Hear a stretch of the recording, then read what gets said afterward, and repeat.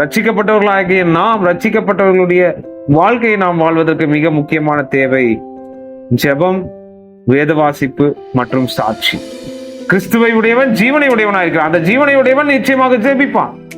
கிறிஸ்துவை உடையவன் ஜீவனுடையவனாயிருக்கிறான். அந்த ஜீவனை உடையவன் நிச்சயமாக வேதத்தை ஆராய்ந்து கற்றுக்கொள்ளுவான். அவன் சாட்சி கொடுக்கிறவனாயிருக்கிறான். He witnesses about Christ. அவன் கிறிஸ்துவை பற்றி மற்றவர்களுக்கு சாட்சி கொடுக்கிறவனாயிருக்கிறான். இந்த மூன்று காரியமும் இல்லை என்று சொன்னால் உங்களுக்குள் ஜீவன் இல்லை என்று அர்த்தம்.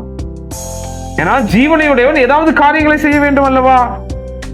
ஒரு கிறிஸ்தவனுக்குள் ஜீவன் இருக்கிறது என்று சொன்னால் அந்த ஜீவன் மிக முக்கியமாக மூன்று காரியங்களை அவன் செய்ய வைக்கிறது: ஜெபம், வேத வாசிப்பு, வேதத்தை ஆராய்ந்து கற்றுக்கொள்ளுதல் மற்றும் சாட்சியிடுதல், கிறிஸ்துவை பற்றி சாட்சி கொடுத்து.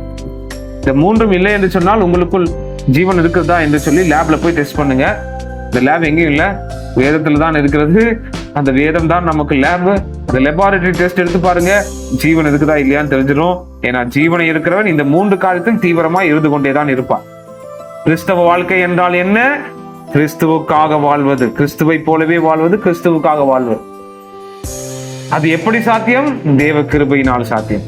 அது யாரால் செய்ய முடியும்? யாரால் அந்த வாழ்க்கை வாழ முடியும்? ரட்சிக்கப்பட்டவர்களால் மாத்திரமே அந்த வாழ்க்கை வாழ முடியும். ஓகே, அந்த வாழ்க்கையினுடைய காம்பனன்ட்ஸ் என்ன?